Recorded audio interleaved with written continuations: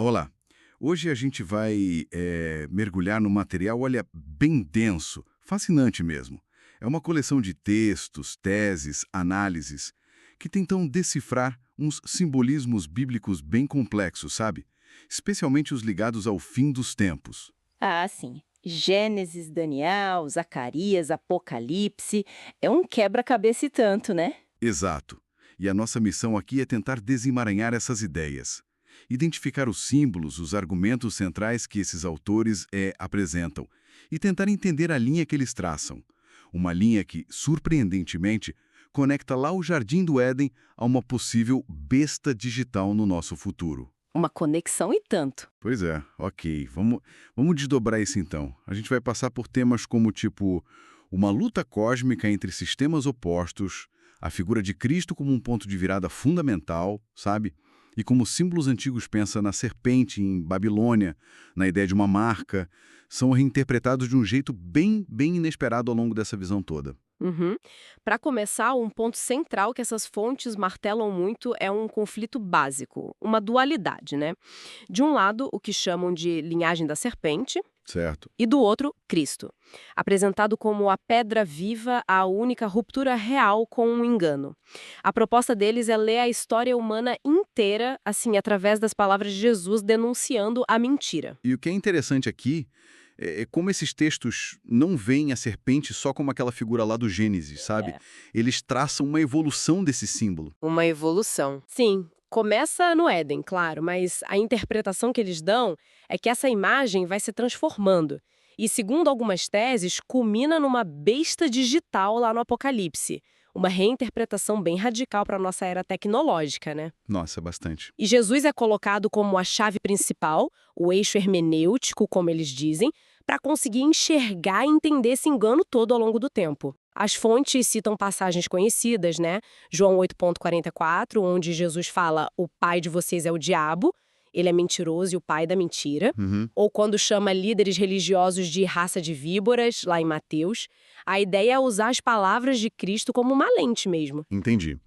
E o contraponto a essa linhagem da serpente seria então Cristo como essa pedra viva, e as fontes contrastam isso com o que chamam de pedra da lei, a lei de Moisés. Exato. A leitura aqui não é que a lei seja ruim, né? Afinal veio de Deus, mas que sem o Espírito ela pode virar algo rígido, frio, uma letra morta, como eles dizem. Pois é, e pior ainda, né? Pode ser usada pelo lado do engano como uma ferramenta de acusação. Ah, claro. Exatamente. E essa imagem da pedra viva, ela ganha mais força quando a gente conecta com a visão do profeta Daniel, lá no capítulo 2. Lembra daquela estátua gigante que representa os reinos do mundo? Lembro, sim.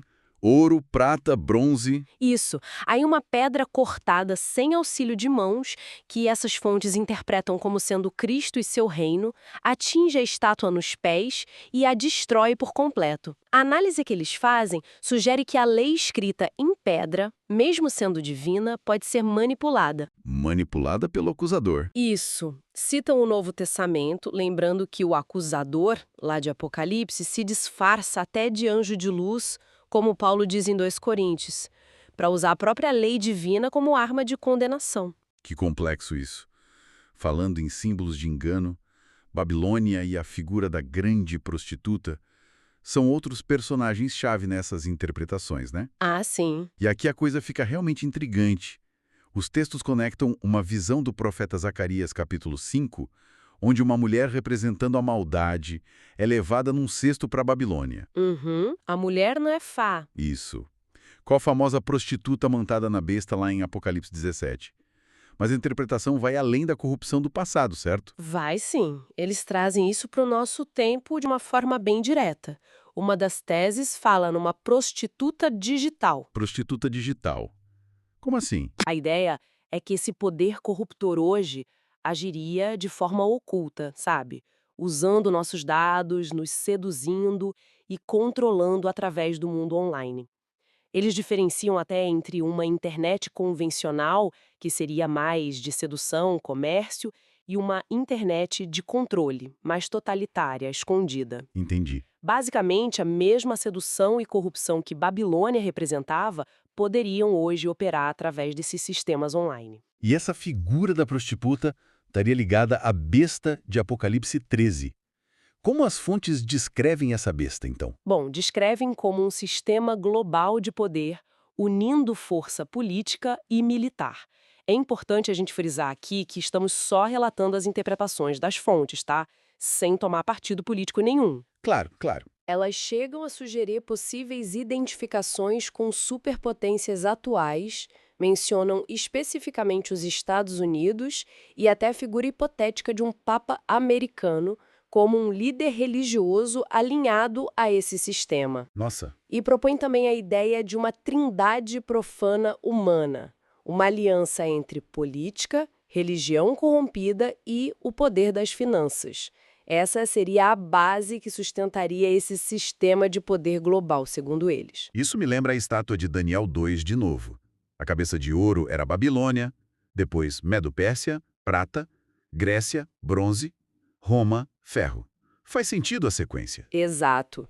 E se a gente conectar isso ao quadro geral, o foco principal dessas interpretações escatológicas, quer dizer, sobre o fim dos tempos, está nos pés da estátua. Lembra como eles são? Ferro e barro, né? Misturados. Isso, uma mistura estranha de ferro e barro. Para essas fontes, isso simboliza a fase final dos reinos humanos. Uma aliança instável, só superficial, entre o poder duro autoritário do Estado, o ferro, herdeiro de Roma, e a fragilidade e a corrupção de uma religião que se desviou um falso evangelho, o barro. Que não se mistura de verdade. Exatamente. O próprio texto de Daniel diz que ferro e barro não se ligam de verdade, né? Essa união frágil é vista como o ponto fraco, a base instável, onde a pedra viva Cristo vai bater e derrubar toda a estrutura. Essa ideia de sistemas humanos frágeis. Isso nos leva a outro conceito importante nas fontes. A ideia de marcas. Tanto espirituais quanto físicas, né? Sim, E eles começam essa linha de raciocínio bem lá atrás com a marca de Caim, em Gênesis. Como eles interpretam isso? com aquele sinal de proteção divina, mas principalmente como um símbolo da escolha dele, sabe? Rejeitar a oferta a Deus pela fé, como Abel fez, apontando para o futuro sacrifício de Cristo, e criar um sistema de culto baseado em obras, na aparência, sem a conexão real com o espírito. Ah, entendi. Seria o começo do sistema da pedra, da religião formal. Isso, da religião externa em oposição à fé viva. E como eles fazem a ponte entre essa marca antiga de Caim e a famosa marca da besta do Apocalipse? Essa é uma conexão bem forte que eles propõem, não? É uma conexão ousada, sim.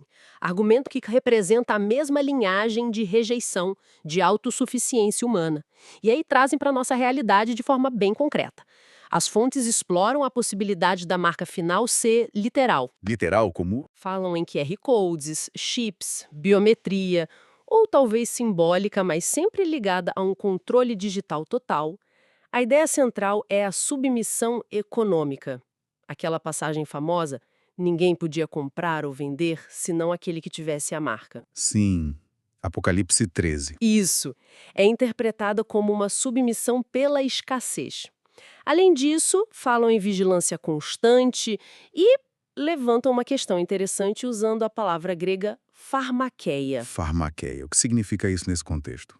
Soa como farmácia. Exato. Essa palavra grega original se relaciona tanto a medicamentos, farmácia, quanto a feitiçaria, magia. Uau. As fontes usam isso para sugerir que a sedução final para aceitar essa marca ou sistema pode vir disfarçada de solução, sabe? Talvez como medidas de saúde e segurança que prometem cura ou proteção, mas que, na visão deles, acabam desviando a fé da pessoa de Deus para o sistema humano. Que interpretação, hein? Conecta controle, tecnologia, até saúde pública à profecia. Pois é uma leitura bem impactante para o nosso tempo. E ainda tem a imagem viva da besta que Apocalipse menciona. Não é só uma marca, mas uma imagem que recebe vida e exige adoração. Como eles entendem isso? A interpretação aqui também é bem tecnológica.